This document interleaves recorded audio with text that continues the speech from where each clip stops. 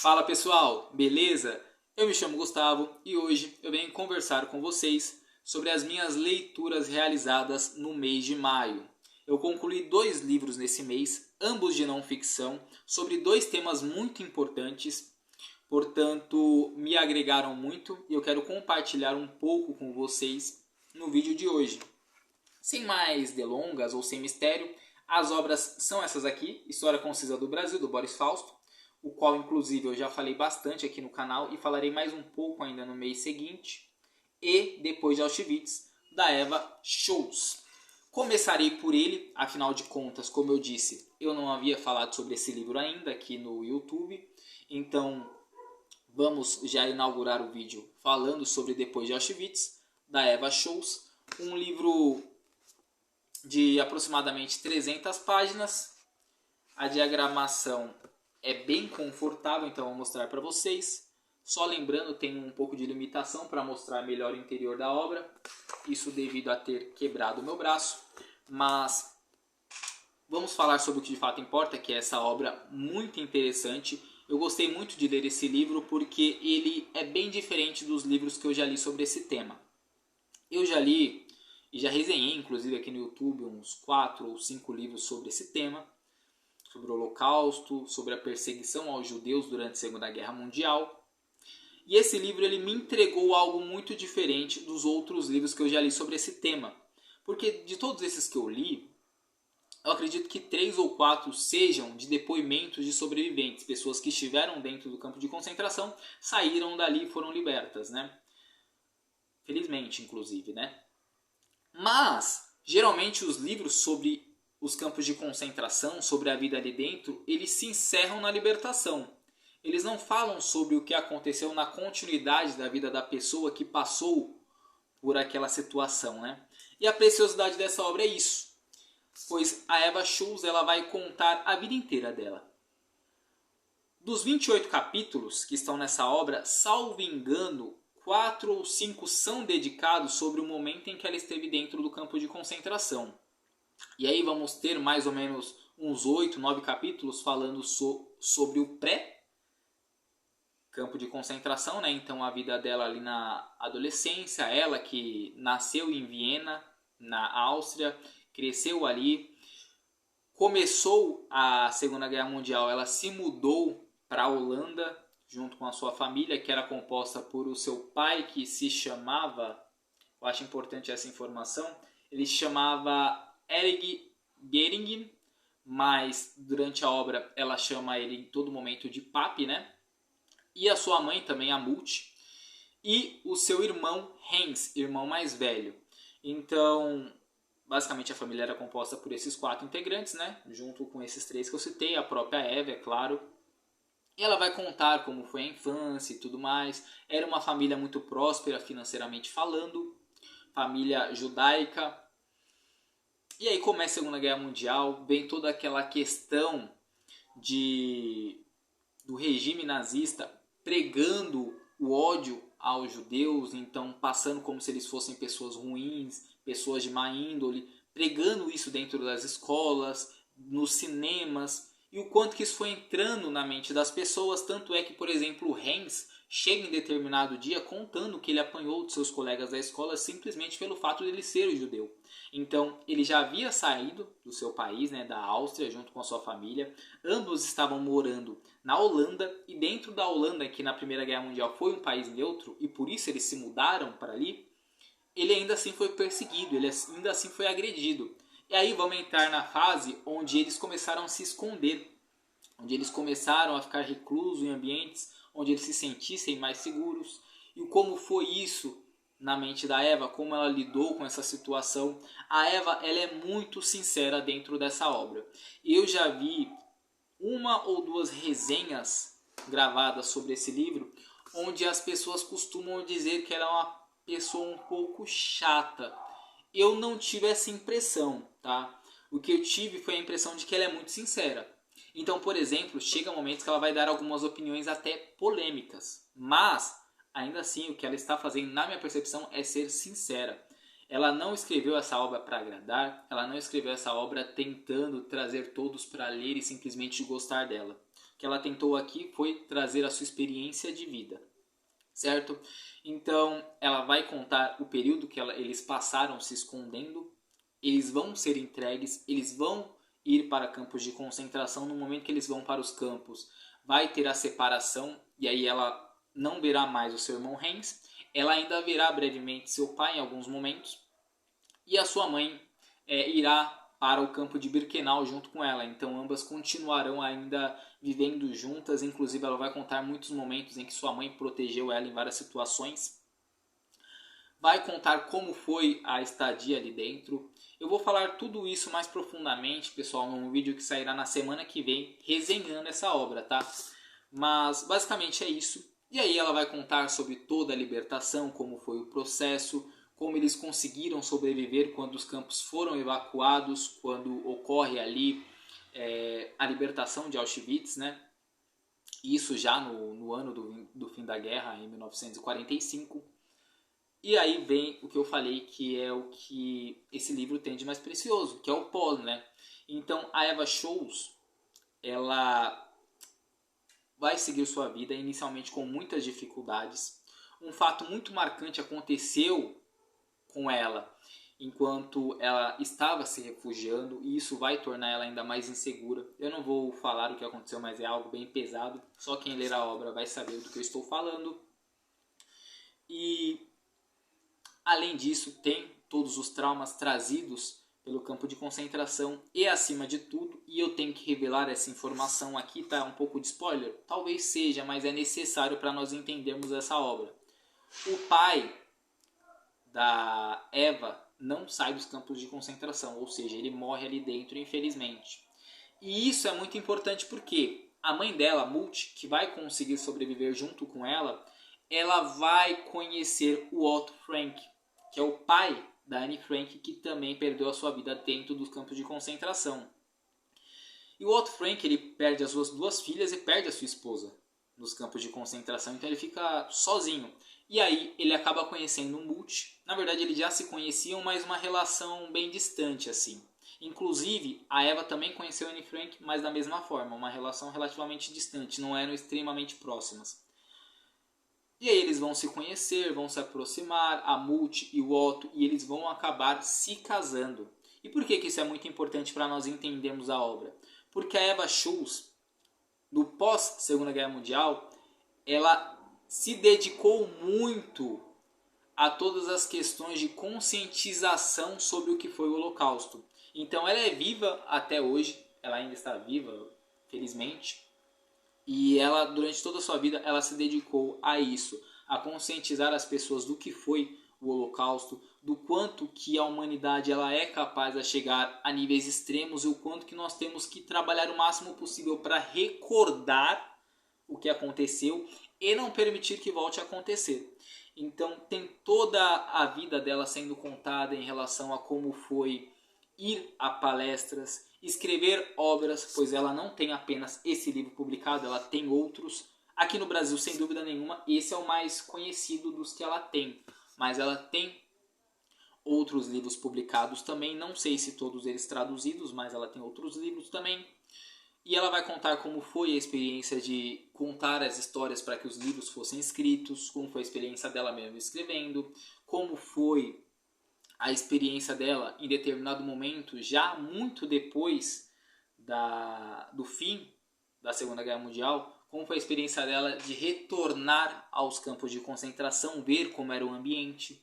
Então ela vai narrar tudo isso, como foi lidar na continuidade da sua vida sem a presença do seu pai, que ela tanto amava, e do seu irmão Hans, que ela sente muita falta. Então tudo isso vai ser descrito dentro dessa obra, e eu acho muito importante nós lermos esse livro para entendermos que não foi só o sofrimento ali dentro, não foram só as 6 milhões de vidas tiradas em campos de concentração durante a Segunda Guerra Mundial, foi também muitas pessoas que sobreviveram, mas perderam pessoas, como deram continuidade às suas vidas, como foi o processo de reescrever sua história após tudo que aconteceu, porque ela vai contar algumas situações de algumas pessoas que após serem libertas, tentaram dar continuidade à sua vida e não conseguiram, tendo, no fim, que ser levadas para hospitais psiquiátricos porque elas não suportaram o que aconteceu. E o que é extremamente compreensível, né? Eu acho que isso vai variar de vários fatores. A Eva Schultz, ela foi muito forte por ter continuado a sua vida. Enfim, ela também vai contar um pouco sobre como foi toda a questão do Otto Frank de publicar os livros, como ele agia, quais eram as ideias dele, né? Então, enfim, é um livro que entrega muitas coisas sobre o Holocausto. Eu acho um livro muito bacana, então fica a recomendação. Como eu disse, semana que vem sairá uma resenha mais completa sobre esse livro aqui. Enfim, um livro muito bacana, uma leitura bem tranquila, tá? E agora, História Concisa do Brasil, do Boris Fausto, um livro publicado em 1999, um livro já com 2 décadas e meia aí no mercado. Publicado pelo Boris Fausto, que infelizmente veio a falecer no ano passado, faleceu em 2023 e havia nascido em 1930, inclusive no dia que eu faço aniversário, dia 8 de dezembro, foi a data que o Boris Fausto veio ao mundo. Ele era formado em Direito, bacharel em Direito pela USP, e também bacharel em História também pela USP. Mas a vida dele foi muito mais voltada para a área da historiografia do que para a área do Direito. Inclusive ele tem outros livros publicados. Eu aqui tenho outras 2 obras dele. História do Brasil, esse livraço aqui enorme dele. Um livro volumoso e grande em tamanho mesmo. E também tenho uma biografia dele sobre o Getúlio Vargas, tá? Pretendo, talvez no mês que vem ou em junho ou em julho, mostrar para vocês esses livros que eu tenho sobre história do Brasil, tá? Mas, enfim, esse livro aqui dele, aproximadamente 400 páginas, onde ele vai explicar e contar toda a história do Brasil. Toda, né? Porque é complicado você tratar de um período de 500 anos, isso sem contar o pré, né? Antes dos europeus chegarem aqui, porque aqui já havia uma civilização, aqui já haviam povos, né? Então a história já vai para esse período também, só que o Boris Fausto ele vai pegar exclusivamente a partir do momento que os europeus têm contato com o Brasil. Ele vai contar no primeiro capítulo sobre o período colonial, então ele vai falar sobre capitanias hereditárias, ele vai falar sobre a questão da escravidão, ele vai contar sobre a questão do pau-brasil, depois ele vai falar também sobre a questão do açúcar, enfim. Isso vai permear por toda a obra, né? Ele vai falar sobre todos os pilares econômicos do Brasil, né? Então, em determinado momento, ele vai falar sobre o café, depois vai falar sobre ouro, vai falar sobre o algodão, vai falar sobre a borracha, vários momentos diferentes da nossa história, mas coisas que foram muito importantes para sustentar economicamente o Brasil e também, durante mais de 300 anos, o que foi explorado do nosso país pelos europeus, pelos portugueses especificamente, né? Então, o que foi extraído daqui, levado para lá e vendido e dado lucro para eles, não para nós.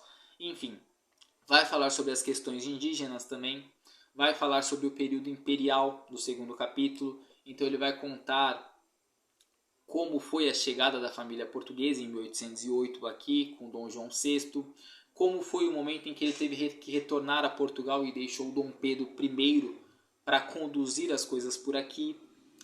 Vai contar o processo da independência em 1822.